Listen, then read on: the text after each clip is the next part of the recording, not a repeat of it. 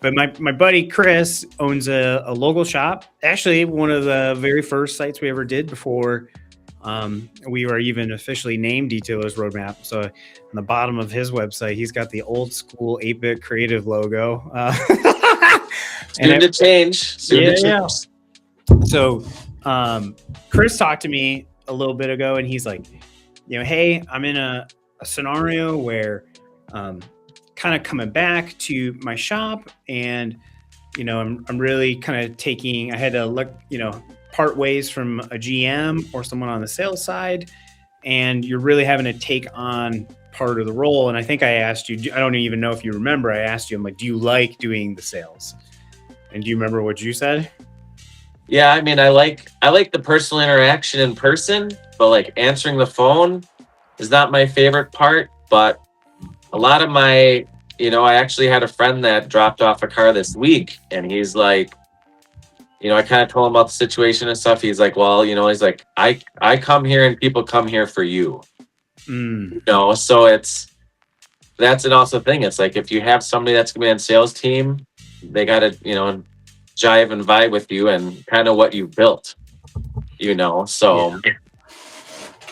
Yeah, I mean, and I think you even had said at one point is like, you really like the in-person interaction, but like don't love like the chase, the kick down, the text, the phone, Yep. But like when you're in the shop, then you kind of like escalate them up. And you had without getting into too many details, it's just, the last guy didn't work out for whatever reasons. And I said, if it was me in my scenario, do you have like a hiring process? And you said, I'd be open to hear what you said.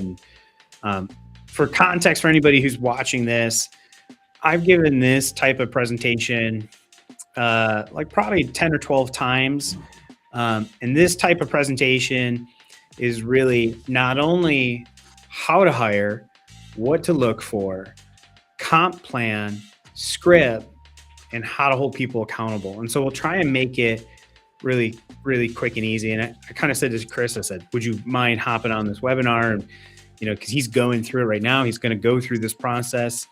And let's get into it. Let's see how it goes. Yeah. Well, cool. Well, for context, Chris is kind of in the 7-figure range. Really wants to bring somebody in, give a place. And I always say in these scenarios is like, if you're looking at somebody who's in sales, let's give them an opportunity to earn, not give them a job, if that makes sense, or give them a sales. And so, the real problem is, and for anyone who's watching, you're going to be able to get a much more in-depth doc at the end of this as well. So stick around. I'll show you where to get it. It's going to give you all the minute details of everything. So, the real problem is like your phone is really your pipeline, right? Like there's form submissions, I get it, but is anybody like owning it? And most shops don't stall because the work is like bad. They stall because like leads typically go unanswered, missed call text backs, like quotes are not followed up on. So like a lead comes in, nobody really owns it, and then like revenue walks away. And does that kind of feel somewhat similar? Yeah, I mean, jumping back in, it's a lot, running the whole shop again and everything. And it's, to stay on top of so many leads that are coming in, it is hard to keep up at times. So it's at that point where, you gotta get some help in those areas that you're struggling in to keep everything rolling. Because sure, we're slammed right now, but also it's important to maintain and keep just even responding to any of those leads and just having some form of communication at all times with them. Yeah. That's, even if a few slip through and somebody's like, well, can't get a hold of them, blah, blah, blah, like it is important. So it's at the point where it's like, I gotta just stay on top of it and make sure that's done in some way, if it's me or if it's someone else. Yeah. And it's, the biggest thing about pipeline is really getting them to be responsible and owning it and being accountable for it. And I'm going to kind of walk through that a little bit as well. So I've got kind of 2 documents here, and I'm going to kind of snap back and forth between them. Some of this won't be like fully readable on this screen, but you'll get all these documents as well. So, the big part of this first process is really kind of what type of post to make. So I personally don't like hear me out on these scenarios is like, I had a guy down in Florida and he's like, I really just want a receptionist. I want someone at like 45 grand. I want a receptionist, answer the phone. In my experience, like receptionists don't close deals. They don't create warmth. They don't really understand sales techniques. And you could hire someone at 45,000, or you could put someone at 45,000 and give them opportunities to earn to bring up more business. And I think most business owners would say, give me the latter, if that makes sense. Mm-hmm. And so we typically call them like customer experience and sales coordinator. You could call it business development, but really at the core of it, they're not sales. They are customer experience. And this will happen later where you understand where I'm going. In microphone, I'm okay. Hopefully I'm not too far sounding, but why you start with this type of role and title, long-term down the road, this person's going to have a book of business and it'll make hiring a second person really, really easy because they'll actually have a book and they'll turn into what's called like account management. And if you frame it as experience and sales versus just sales, it starts to change the frame mind, if that makes sense. Mm-hmm. So long story short, we want them to answer every call. We want them to answer messages, leads within minutes, right? The biggest thing I always tell people with kind of like any role or hire, if it's not written down, assume it's in your brain and nobody knows it's in that safe. And I think you, me, all small business owners fall victim to that. Like I had it in my mind that you were going to do this, but we didn't write it down. And then they get mad at us. We get mad at them. Customer gets mad at the shop. It's like a lose, lose, lose. So the big thing here is your application, which I'm going to give you an application of what to do. You're going to write it down in your application because you're going to hold you and them accountable to it. And so we really want people to, the person who's going to do this, they want them to guide customers. We want to follow up until the job is won or clearly lost. And that is like a very specific language. It's kind of buy or die a little bit. And we want to track every lead, no exceptions. And I am like very harsh on that. I could show you our sales process, but every lead, every blind call, every form submission, I want to know where they came from, what car they had. I'm pretending I'm a shop owner. I want to know what made them think about PPF. They have minimums that they're going to ask. And no customer gets to walk away with at least those 3 questions. Now he could tell us, go screw ourselves. I'm not answering those questions. That's fine. But we're going to ask all 3 questions. So that's the kind of the first part here. I think the biggest misconception when hiring somebody in the sales experience is like naturally, and I think you had even said it yourself, is like, you're like, what about this person? This person's a car person. I actually don't believe you need a car person because you can teach tint, you can teach PPF, you can't teach warmth, hustle, and really culture to drive and follow up. You can never teach hustle. You can teach cars. If I had one, and I think I even told you that, like when you and I were talking, like, man, you just want someone who's like a people pleaser. I think is kind of what the words I said. Like when you're getting in an interview process, you kind of want to have like that hospitality, people pleaser vibe. And so where we actually, where I recommend actually getting people quite a bit is, believe it or not, like not hardened sales people who door knock, even though they can be pretty good. Like hospitality sectors do really well. Retail sectors. One of our best sales guys here sold shoes. You just, when you talk to him, you just light up and you smile.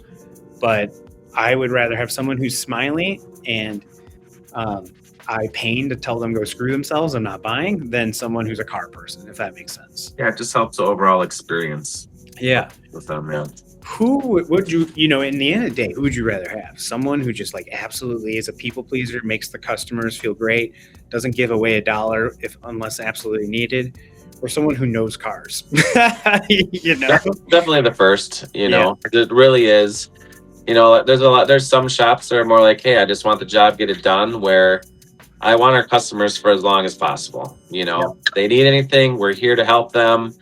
Then they're calling for their next vehicle, and you build that relationship. I've done a lot where I try to just build more relationships than anything with the business. Yeah. So, And part of this doc too is like, I'm going to give you literally in this at the end here, guys, I'm going to give you the actual job posting. So I'm going to give you the title. I'm going to give you the degree. I actually don't believe you need a degree in this scenario. I'm going to give you the post, what you'll be doing. I'm going to give you guys everything. So it's not showing it on my screen because I'm a putz and I let the social media person off for the night. But on my side, you'll be able to see, there it is. You'll be able to see the exact application. So Indeed works really well. I think you should use your detailer's roadmap hours, to be honest, and have us build a job post on your actual website as well. You never know when another person comes through. I think every website we make, you should have us make a job application board, and it's like 45 minutes to make one. But I believe with this, lead with earning potential, not a flat rate. So I think a lot of shops tend to fall in the trap of earn 65 grand, earn 100 grand, whatever. You really want to tell them your commission's kind of uncapped, if that makes sense. Yeah, you want them to grow with the business. Grow with the business. The better the shop does, the better they do, bar none. I don't think listing automotive experience is necessary, but there is a trick to some of this as well. It's a little bit more advanced. It depends on how much you're willing to do. But realistically, if you have 80 applicants, it's probably going to narrow you down to 3. And there's a couple ways you can do this. I personally like to have customers ask for a short loom, and I'm going to give you the questions that you'll want to ask them. But a loom or a screen recording, and there's software out there, especially in the hiring stuff, that you can actually use software. It's called like HireFix or Workable. And I think HireFix is like $75 for like a month. It's 100% worth it. What's going to happen is you're going to give them screening questions, which I'm going to give you guys here. And you're going to give them, it's crazy, 100 applicants. You're going to give them 4 questions or 4 to 5. And out of 100, 20 are going to get on camera. And then your pool has dropped significantly because now you'll be able to tell, because in my opinion, in an experience role, if they won't get on camera and they won't just talk on camera, out, immediate out. Yeah. They're customer facing. They should not have any problem in this scenario. If they don't submit this is an immediate kill. So now you can drop your 100 applicants down to 20. And then really what you're looking for is like keeping minutes under 2 minutes. If they don't do videos, they're out. Do they communicate well? You're really looking for a people pleaser. Really, I mean, you will know when you slightly get it. Like, I'm just curious. People who are curious themselves tend to do really good in this role. HireFix and Workable will make your life really, really easy in this scenario, so that you can take an applicant. And because I don't know about you, but if I had 100 applicants, I'm gonna lose my freaking mind. Like, but if I tell them you need to apply at this link, and you send it to 100, 100 gets you 5, might be just as low as 5. You know what you're really dealing with. It's going to save you a lot of time. It's going to save you a shit ton of time. Yeah. It's a lot of time. Yeah.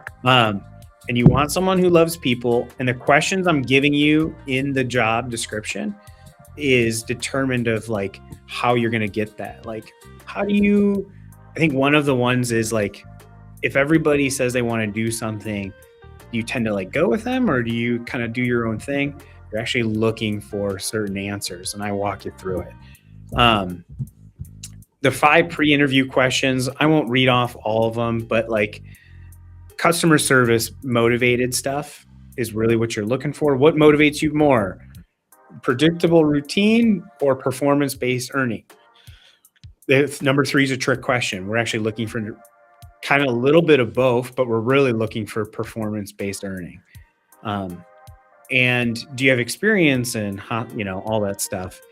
And what interests you about 10 ppf and vehicles? Wrong answers aren't wrong answers. You're really watching for energy, self-awareness, and raise my hand. The biggest signal, if they start putting out anything curious vibes about you, even though we're asking them questions, it's a huge up signal. That's great. Any questions on like these pre-interview pieces or anything of that nature? No. Okay.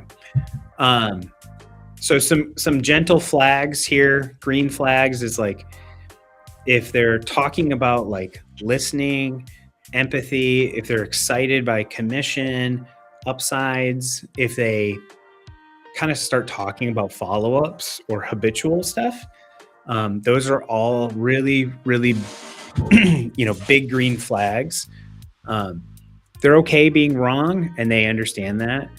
A really big red flag is avoids phone calls. So you want to start making it known, like, if you got an option to phone call me to solve a problem or text me, what are you going to do? Text. I don't really like phone calls. Boom, out. Red flags are red flags. They're not yellow, beige flags. Red flags are full red. You want someone who's predictable, and you want someone, if somebody gets defensive about feedback, and there are questions in there of like, come up like, hey, tell me this. And do you mind? Why would you do that? If you detect defensiveness, it's going to come out later in sales. It's not good. It's a huge, massive flag.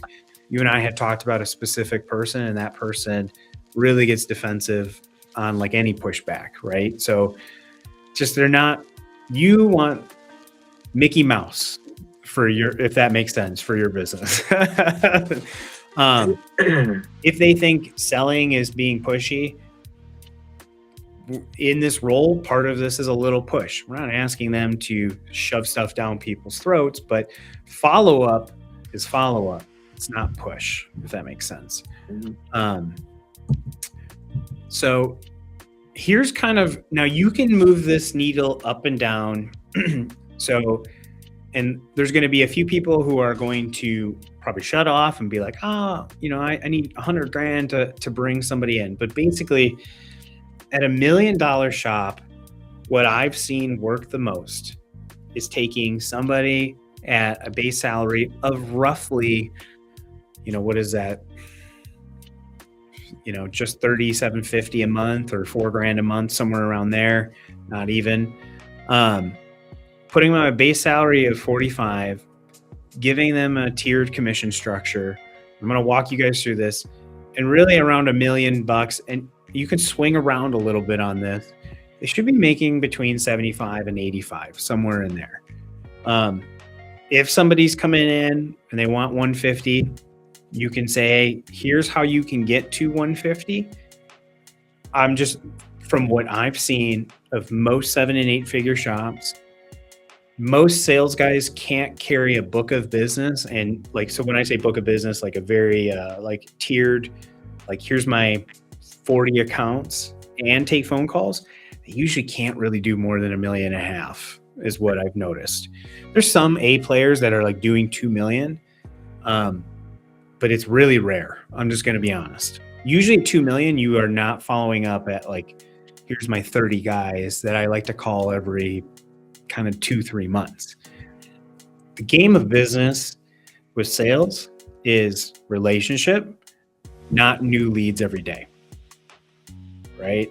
If you have to fight for every new lead, marketing costs, and this is coming from a marketing guy, marketing costs just go up, up, up. right? Like I'm telling you, don't buy from me as much sometimes. Like focus on account management, because once they hit that tier, the rate applies to the full month. So I'll kind of show you an example, kind of scroll down, but in this as well, just hopping back for a second, for the full interview, I literally give you the areas of focus, like how are you organized, coachability. I give you all these green flags and red flags when they're answering the questions. And the easy way to do it is just print it out and cross them off as they go. But basically how this structure could look. Did you have a question? No. Someone can absolutely make, 120 grand at a shop, but it's going to bring in 1.4 into the business. So, if somebody says, well, I really need to be 120, you could say, hey, here's how my shop is currently working and we don't have a full-size sales guy. So, you're essentially saying, here's your book of business and here's your commission rate. So if you're saying, hey, I want to make 80, cool. If you're doing 960 in revenue in the shop, you're getting 3.5. You're getting a monthly commission on top of your base. And here's kind of your comp. You want to be a pusher? You've got ways to make 100. So you have ways to give them up. You take away the ceiling. Be like, we don't put people, and this is why I don't love 100K flats or 80, even 65K flats. I don't like them. You're not incentivizing anything other than to keep the job. If that makes sense. For sure. So you don't have to, and anyone who's watching this, you don't have to take this. You can adjust this slightly. Sometimes you can put in spiffs, like, hey, 1,500, 2,500, $4,000. You can spiff people up. It doesn't always have to be flat, but a lot of times I like to throw spiffs out there. Just the big thing with spiffs is don't do them as a way to pick up sales where they should be. Use spiffs as like, hey, we are on track for 900,000 this year. If you hit $1 million, I've got a $4,000. Like reaching milestones and stuff like that. It's where it's. Yeah. And if it's written out, and genuinely, this is how I do it. Like the first time I was doing sales guys is like, I might have fucked this up. I might be overpaying you. I'm just being honest. Like we will reevaluate this January 1st. You might win. If I feel like I won a lot, I will make you whole, but I will stick to what I've written down. And they kind of like that, I've noticed. And I never want to tell people that they don't have an ability to earn more, if that makes sense. So, hey, if you're selling 40 grand, you're going to get 1%. And you can tier this, you can try this in Excel, you can jack it up. But this is kind of how this is tiered off of 80,000 roughly. If you want to step up from there, sure, go for it. I just will reiterate this 1,000 times because I know there's people who are watching this. Don't take this the wrong way. I'm sure there are people who are going to get paid 120 to sell $1 million, but there will also be people who will take less and be very happy. We're not trying to be super cheap, but I'm trying to keep Chris's shop profitable.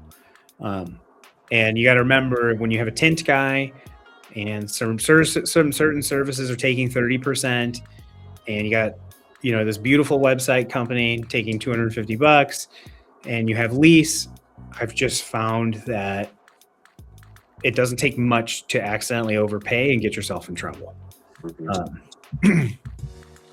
Real numbers at real revenue. So like if you're telling them, hey, if you're doing 100 grand, if you're stepping me from 83 to 100, I'm financially going to be paying you about 13 grand more. And you can put spiffs in there, you know what I mean? But it's not overhead, it's revenue generating position. This is a great coordinator pays for themselves, and probably realistically in the first 60 days, if you're doing this right. If you're not seeing increases and ways for them to pay for themselves in 60 days, you've got the wrong person. And you have to draw that Google Calendar line 60 days later. And if you are not making headway at 60 days, you got to stop right there. I've had to do it. It's a suckiest conversation, but you're actually going to say that as well when you hire them. You know, it's not fun, but if they know that this is not like a free ride forever, you know, they kind of get in line, and it's not like you're there to be harsh with them. You're like, hey, I just got to make sure this works. Right. So we talked about incentives. You can stack spiffs, stuff like that. So this one might be a little hard to read, but kind of the one that works the best is we like to put people into like what's called a 30 and 60 day roadmap. Roadmap, great word, just saying. Really, by the end of day 30, this coordinator should understand the business, services, journey, why you start with selling tint at $3.99 and then you upsell in the shop. They should really start understanding this at this stage. This sheet is literally what you print, and you cross off this every Friday before they leave. How are we doing on review? Learning the CRM. I'm going to give you guys like the most basic bitch, you know, CRM Excel sheet. If you're really in a 7-figure club, we've got a bigger system that does a lot more. Week 2, your communication methods, you know, role playing. Weeks 3 and 4, you're really kind of growing the share of inbound calls. Borderline should be handing off almost all calls by that point, and begin identifying upsell opportunities. So you are looking for these 4 little things every week, and it makes it really, really easy for them, and it makes it actually really, really easy for you. So, does that kind of help a little bit? Yeah, definitely. Yeah. You know, what I do is I print them off on one page each week, and I just cross them off. And it sucks to remember this, but you go through this process, I guarantee you will feel like an effing mastermind. Yeah. Just having checklists in general in this industry with certain things and getting it on paper and follow through is really important. So yeah, absolutely.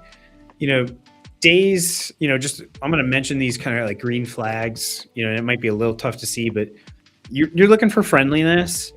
You're really looking for like discovery and rapport. And I have scripts that are at the end of this, but you're really looking from improvement, curiosity, and rapport. Rapport is the biggest thing. It's the hardest thing to teach. But if you say, hey, why'd you pick that car? Oh, okay. What made you think about tint? Do you just mind? Oh, I love that car, actually. You know, I'm just very curious. Those are sweet. Just everything is sweet, by the way. Oh, those are sweet. I love those Supras. Those are sweet. Oh, those trucks are sweet. Everything's sweet, by the way. Every car. Oh, those are cool. I love those. Everything's sweet. If you're excited about the car, they're excited about the car. Mm-hmm. And if the customer's excited, the salesman's excited. You know what I mean? So it's like, This webinar would go a little different if I was like, fucking sales guys, sales experience, you know what I mean? Every car is sweet. And you relate with the customers on things, you know. Yeah. It's like, oh, you know, we recently worked on those, they're wonderful. Yeah, no, it's big part of it. There's a big shout out to Grant Menard who did our podcast, one of my favorite podcasts ever. It's the numbers, I think it's like number 6 or 7 or 8 on Detailer's Roadmap YouTube, and he's like, how to create detailing Disneyland. Man, that's a great like 40-minute podcast he did with Kevin. It's so good, but that's a great scenario. Red flags really in the 30 days is avoiding phone calls. If you were starting to detect that, don't beat around the bush, don't eat it up. Be like, hey, are we avoiding phone calls? Or are we taking too many and marketing's really killing it? You know, stuff like that. If you are noticing they're not entering notes in even the most basic CRM I'm going to give you, huge flag, because you as a business owner want to come in at the end of the week at any time of the day and look at why didn't we sell? And it's not like you want to make sure they're organized, right? People pleasers should also people please the boss in the shop. So you want to make sure they're entering notes. I do not want to see 9 phone calls come into the shop and what happened. It's not a micromanager thing. It's really for them, because then they are going to be able to come back to their notes next week when they're slow. There's a method to the madness. Trust me. Full circle. Full circle, because it's not one step is not going to do it enough. So this one's really tough. Waiting to be told every step, that just naturally comes with this a little bit of like, oh, what should I do next? Start reframing a little bit. Maybe consider doing what's called 131. Hey, you sold it. I showed you the CRM. What do you think should be the next step? It's a process. Be patient with them a little bit. But when you're getting into days 30 and 60, you're really looking at activity. You're really starting to recognize some sales. Response time is a big thing, and note quality, and then handoff quality. If somebody's like, this guy's really picky about his white Skyline and he's a pain in the ass and he's got a white bumper that nobody wants to do, and we're going to peel paint on this beach, like we never have those. Never have those. But if the notes have it, you've got it, which means the shop's got it, which means the sales manager's got it, all that stuff. So here's the leads I'm working on. Here's who I closed, and here's who I think we can improve. You'll have abilities to kind of grow with them and own that role. Really, on day 60, they should be owning the role. And same thing, I'm going to give you guys kind of like 3 to 4 check boxes.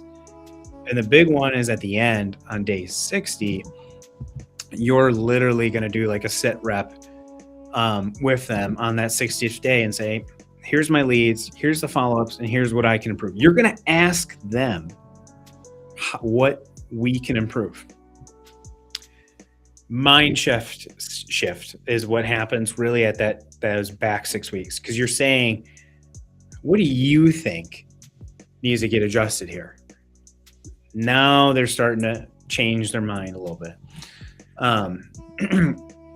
The hardest one as business owners that you're going to have is like making time. But I will tell you this, it's just like having kids or family or a new role or anything. If you don't stay with someone, you can expect them to stray from the path, if that makes sense.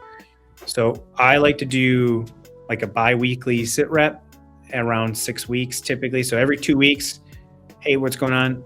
I'm going to tell you it should be almost once a week for the first 6 weeks. Hey, what leads are currently open? You want to ask, where are they mostly coming in? Well, CRM is going to tell you. Hey, when are follow-ups completed? The CRM, this is all working together, and it's all, they're going to start, because if you are starting to hear like, I don't know, I don't know, but if you start hearing stuff like that, that's the red flags. So we're going to kind of you're going to hold them accountable, and you're going to be accountable to stay with them every week. So that will kind of hold it.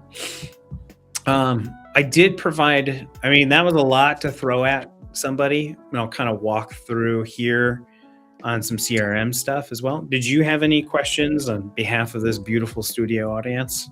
No, on my end, I don't. Does anybody, have you gotten any questions or anything? Just the one person tells me I'm like blurry, but whatever. Not blurry on my end, but no, all this stuff has been good info so far. Yeah, no. Okay. So a CRM, if you're using your Able or Orbis X, that is like scheduling and really kind of like getting the calendar, payroll, stuff like that. But we treat like even our own that we have for DR partners, which is RPM. RPM is relationship performance management. So with the CRM, you're a true like sales CRM. It's every walk-in, every phone call, every form submission logged. No exceptions. starting day one. That means if Chris Williams takes a phone call with the new salesperson, he is literally going to go to a computer and log it. They're not going to take it, walk around the shop, and forget about everything. You have to start with the system. So this is, and I get so excited with hiring salespeople. It's my favorite thing in the world because it's all the stuff you wish you did for yourself, but you're going to train it into somebody, and then it just gets so fun. So if you just want like the basic version, in this document I'm going to give you guys, it'll let you copy this document, and it'll literally, and I've got a whole video in here. You can click up here on the top left and it'll show you how to do it and all this stuff. But every single lead is going to be logged. Marty McFly, what's Marty's address? You're going to ask for how they heard about us. You're going to require these 3 questions. You feel free to adjust this, but this is the most basic version of just like what happened to all these leads. I've got versions of this where people have literally sent me this document filled out for an entire year, and then they know their close rate of every single thing. Close rate of detailing, close rate of ceramic coating, PPF. I also want to, and it's hard for me to see, how many people inquired on PPF, how many people inquired on detailing. This is just the most basic version, but I'll be honest, this is how like my sales guys today still use a basic variation of this because it's just easy to type in, and in RPM, it's got a heavier, deeper pipeline. But a lot of times they just go back to this. And sure enough, if I'm not seeing notes, follow-up, what service inquired, why are they dead, we're going to have a problem, and it's not to be a jerk off. Some stuff happens, some stuff falls through the cracks, but you're going to try and defeat habit at the end of the day. One guy had a question. This is actually not a bad question. I might just pop this up. What do you think about having a tiered commission structure with KPIs so it emphasizes more on performance of the seller and less of business growth? Sure, you can adjust and make your own tiered commission structure with key performance indexes. You'd have to tell me more of kind of what, I don't know, the performance of the seller. I mean, it's the performance of the seller is still going to be the shop revenue at the end of the day. So I feel like it's very similar, but it's not that far off. If you are really into a kind of 500K shop and beyond, here's my mini pitch, and I won't go on to it, is like we have RPM, which is like the nastiest of the nasty follow-up system that helps salespeople, customer success people really stay on them. It auto logs every phone call. It serves drip campaigns with the salespeople, and then it has post-purchase follow-ups. It connects to Urable. It connects to Orbis X. Includes a newsletter. It is like a monster. And if you click this link when you get in here, you get this document, you can watch this video where basically I don't know, give or take, go, look at that. I'm like 15 pounds heavier there.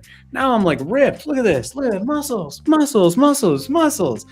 But this is like a really inbound post-purchase stuff. This is the perfect system I wanted when I was building out Detailer's Roadmap, and we have built out. And now it will serve all of your customers' drip campaigns to try and get them to re-engage. Right now, its ROI is through the roof if you're doing 50K or more a month, guaranteed on that one. But that's my mini pitch on RPM. I put some scripts in here. There's probably some better scripts out there.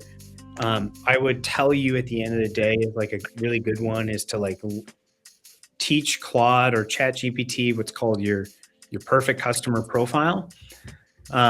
But I like to build scripts on rapport. As a personal experience, just from Roadmap, my guys are not allowed to sell websites. Literally, they are not allowed to sell websites within the first 3 minutes. Why are you thinking about a website? Pretend I'll just watch this. Why are you thinking about paint protection film? What kind of car do you have?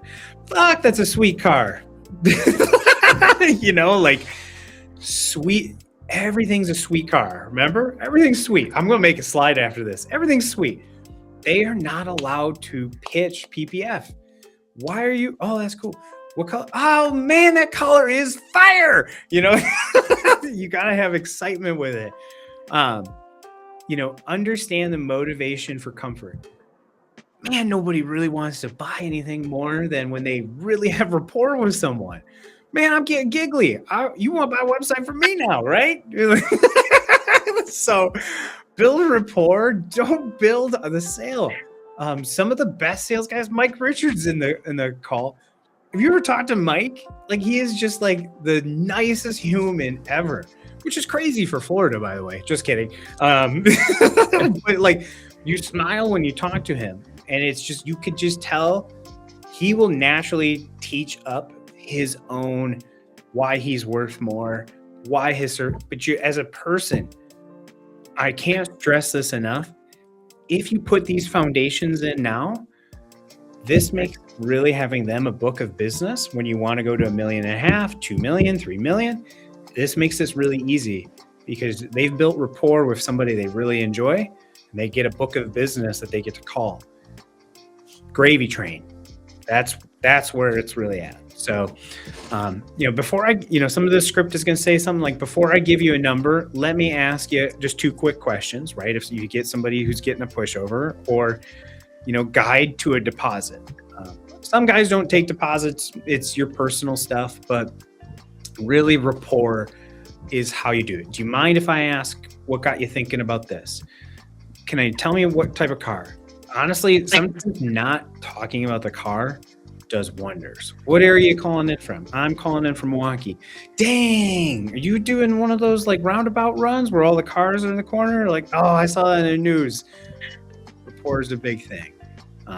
You know, it will really open up. They will actually sell themselves really quick. I personally am not, and you and I have talked about this a little bit, like, I'm not a super big fan of trying to pitch, so, you know, deep ceramic, Expel Plus, you know, XR Plus. I'm really not a big fan of stuff that requires a hand in front of the window box. I'd rather like, yeah, we're $399 for that car. You know, this is this, we do this. I just personally, when we listen to RPM, we don't hear a lot of people always be super successful with kind of upgrading on the phone, because it's like, yeah, it rejects heat. The hell does that mean? You know? Yeah. Does that mean I can have Superman in the car and he, you know, light the latest? They kind of don't understand it. So I did drop in a couple scripts in here. I did drop in a couple of scripts for PPF. Keep in mind, guys, like, not all of this is 100% perfect by any stretch. I dropped in a ceramic coating phone script in here that I really liked. If anybody's ever asking as well on this chat, who I recommend from a sales perspective, I really like Joe Torbati's sales training. He's a great friend of mine, does 500 to 600 grand a month. His company is Detailing Evolution, and it's Joseph Turbati on Facebook. If you're a part of RPM Partners, you might have seen that name float around a little bit, because we do some special stuff for RPM guys. And if you're on RPM and you're on this and you haven't heard about Joe Turbati, that just means your name is coming up on the list soon. We actually have him do some training with RPM shops as well. But he's very good about rapport, saying stuff is sweet, and like upselling in the shop, essentially. So, but other than that, I'm going to kind of pause, put it here where you can get all this stuff in the very end. So I put this entire document together, you know, lines worth memorizing, log every lead, talking about a little baby pitch on RPM. Give me a break on the logo being stretched like it's 1985 PowerPoint. Not bad for Claude, done in this stuff. Here's where you go get the document. And there's no, you guys know me, there is no I'm not putting any, give me your newsletter name, give me your email. You guys can have this document. You can have it. No big deal. So you can go build this system. It has the basic CRM. It's got the Indeed article. You go to rpmsystem.io and you go to /hire, and you can grab the playbook right there. You don't have to put in your name, your information. It's yours. You can have it. I will also drop this recording in probably tomorrow. If you go to RPM system as well, so you can also, what if like I was typing something, like something naughty popped up? I was waiting for it. I think it's right at the bottom under quick links. And in here there's a big pink button that says grab this document right in here. And that's where you guys want to go. So you get that little basic CRM. You've got all this stuff. This entire document's yours. It's my present to the industry of like whatever you guys need. Hopefully you can do this. I'd love to do this again, and knock on wood, maybe we can make it better. Someone might say, hey, I really like this script, but I found this really good. If you have some feedback, would love it. I'd love to open it up to questions if you guys are cool with it. If you've got a few minutes, Chris. Sure. Heck yeah, let's do it. Let's remove this. Okay, cool. What questions can I answer for you? Or should I ask you questions? Should I build rapport? I mean, it's just overall just helpful. And it even, looking back on things that have happened in the past, it also helps kind of give clarity on what to expect.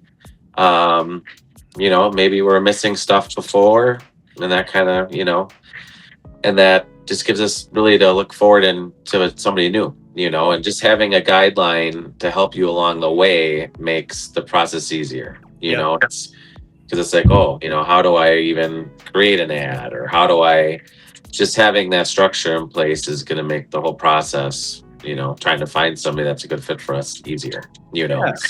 And you can modify it. I mean, and I told Chris this a couple weeks ago. I'm like, dude, hiring is like a skill set. But I've found if you can SOP it out even a little bit, like we talked about a lot of stuff here. We talked about like workable, fixable, Indeed.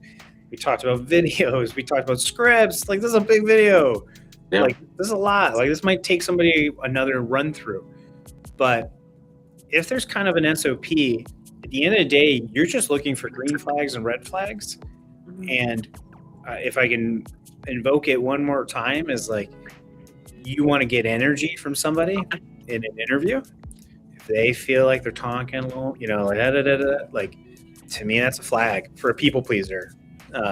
And people pleasers they just want to be a part of the conversation. You really want someone who enjoys talking with people.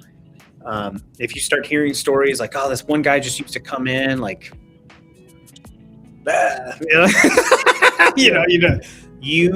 this person, ideally, if you can find it, they're the ball of energy. They like being on the phone. They love it when customers come by, and they get rewarded to deal with customers. It's my dream job personally. I love it. They don't let me in sales anymore because I screw up because I didn't log anything into the CRM. So, So, what do you think? You feel like you're a little bit more empowered to kind of take this? Sure, everything makes a lot more sense, and just have the guidance to what to look for and get out there. I mean, definitely benefit and help. Any questions about hiring friends like Dustin and Chad or anything like that? It's a thing. It is hard because I've always, everybody I've hired has been somebody I know or something like that. I haven't, which a lot of people say, don't hire friends and family. I have gotten burned a little bit a long time ago. But it's just, I like having a tight group of people that all work together, and it's a good core group of employees. So it is hard for me to, sometimes you got to step out of the box and hire that person that's new and outside and can come and bring positive energy and just be a good fit as well. And it could even work out better. So it's. Listen, I've hired my very first hire was a good friend. I hired her brother, I hired my cousin. Knock on wood, we've been pretty successful with people in that scenario. Is just, I would say, that's why this document really works for like an SOP. This is how I get applications. This is how it automatically refuses people. This is how I get those videos. And this is how I review people. If you've got a process, then you have no reason to not be able to fire up a $250 Indeed ad and be done. From someone who loves to hire people to improve their life and improve the company and improve our customers' lives, I always want to hire friends. But, and I say this with like absolute love, and I know we're just teasing Dustin here because Dustin's saying, stop it. The company has to survive. And salespeople really want to earn a lot of money. And we want to give them like lanes of success. And Mike might be able to offer a little bit more experience. He's got some big shops. But I personally find the sweet spot is really getting into this like 70K to 100K. And you can earn more if you want, but like, man, something about like right around $1.5 million of revenue into one salesperson, I've just noticed they like lop off the accounts. Because really, if somebody's getting into $1.5 million shop or $1 million quarter plus, you really got to start considering, should you bring in another salesperson, and that person, the original person, keeps a book and still answers calls. So, and it's also shop dependent too. Like it depends on the size of your shop, what area you're in, how much your other overhead is too. So that's where the salesperson coming wanting to make a whole ton, like, yeah, it sounds good. And also you don't want to give away too much percentage in the beginning, because then if you do hit that, and then you're just like, you got to still be more profitable on the business end too. So it's hard to balance. Yep. Everybody's wages and everything, where it's got to make sense for the long run, Yeah. I just 1.5, they really start falling apart. And so I just build a sales plan to get them to $1 million, incentivized $1 million a quarter. But man, $1.5 million is a lot of people, to be honest. It's really tough. Right. To handle that on your daily workload is fucking crazy. Then you end up slipping, and yep, from those core things. If my Pat's watching, everybody knows I love my Pat. Right at $1.5 million. I'm like, I'd rather you just talk to your favorite 30 people, to be honest. Let's give the next $1.5 million away. Austin asked, do you feel like people pleasers are bad closers? I feel like people pleasers. So in our core values as a company, like no lying, personally, like we draw the line, like we're transparent, no lying. We do it right, or we don't do it at all. Like, if I catch any of my sales guys lying, deep shit, just being honest. Like, and knock on wood, every sales guy slips up once in a while. They want to get sale, but like, I'll give you a perfect example. Is like, we used to be like, your site gets more leads. Well, I don't love leading with that, because I know our sites convert a lot better. I know they're up higher, but I don't know their true traffic. And a lot of times the shop owners don't even know their traffic. So I don't love promising it, just being honest. And I always tell people, if you can't prove it, don't say it, bar none. And I would say that for every shop. Can't prove it, don't do it. Don't chase. Lies get you guys in trouble. But that starts from top-down mentality. And I kind of have, personally, when we teach everything here at work, we just have no excuse to lie, personally. There's a perfect example. If I can go on a tangent here, there's guys that are like, there's a company that's like auditing roadmap sites. Like, oh, you didn't do this. They didn't do this. They didn't do this. Like, yeah, that's part of SEO, is like the algorithms are always changing. Literally, the site last week is considered outdated. You can always update sites. You can always do more. It's kind of like working out. Go to a trainer. The trainer's going to tell you you could do this better. But literally, when my support girls came into us today, and she's like, well, we're getting an audit. Why we didn't do this? And it's like, be honest with them. Like, algorithms change, sites change. Dude, I'm telling you, just tell them like this. Like, if we do all this today and you pump it into the audit again, it's going to come out with another 10 things, and then do it again and another 10 things. It's like me going to the trainer. They're just going to keep giving me new things to work on. Fuck that trainer. So, let's see. Rolly had a good one. He said, absolutely. They typically just tell people what they want to hear. You need a person that'll talk someone out of a service they don't. Yep. 100% agree. We do the exact same thing. Yeah. When I'm talking with the customers, it's an honest opinion. Do you need to do this? Yes or no? What are you using your vehicle for? And I'm not selling them everything. It's based on a personal level of, an honest opinion. Yeah. I mean, honesty wins every time. This one's a good one. If I'm bringing in a salesperson today, how do I separate them from established customers? Yeah, I mean, that one, I don't believe personally in like house deals all the time, but you could say maybe Chris Williams has a guy that he likes working with and he knows he's good for 10 cars a year. Maybe that's a Chris deal every time. You got to really start laying some guardrails in that document. I have guardrails of like what's accepted and what's not. So if there's guardrails that you're setting up, you can. I will say this is like, we care about the book of business. So how I took our sales staff is like, they start taking calls. Once I know they can take care of new bound customers. I give them a book of like, hey, here's 20 customers. Why don't you just call, make an introduction, get them in, see your face. They might not come back for a year, but they're paid on what they sell.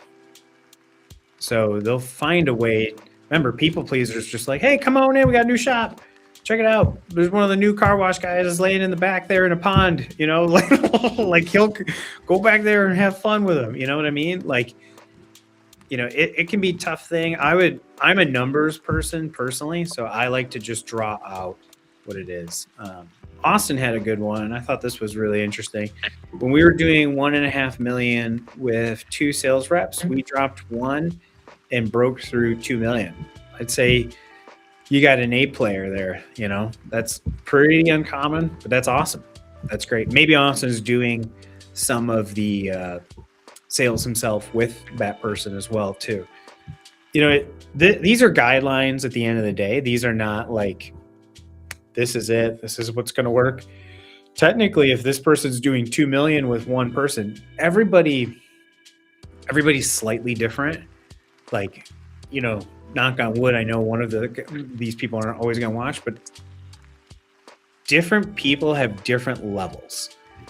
And I've got one guy that just, I can throw a lot on, but I know where his level's at. And his level justifiably is twice, maybe even 50% more than the other one.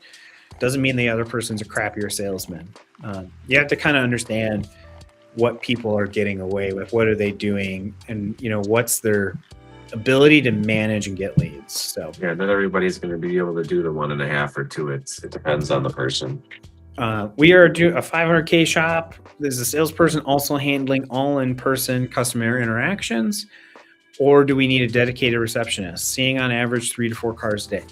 I'm personally not a fan of receptionists, but if you at 500K, no receptionist. Personally, million plus, maybe there could be a decision there to get a receptionist, but not 500 grand. No way. You're also taking the opportunity to not let that person make the rapport.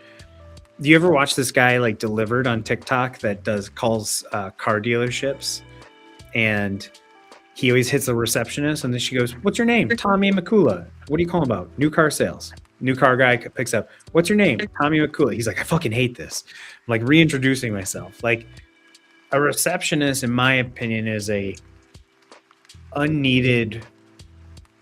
The salesperson is on the phone at the front desk, people pleasing. At 500K, I'm having a hard time understanding why the reception's needed personally, because now you have $100,000 wrapped up in labor potentially for a 500K. Those numbers don't look great personally, but all right, we're gonna do one more. And how much should we shield salespeople from other admin task client communication? Should we dedicate them only chasing sales and building relationships versus running front of house? Wow, that's a great question. I like this question a lot. You're kind of in this scenario a little bit, aren't you? Yeah, I mean,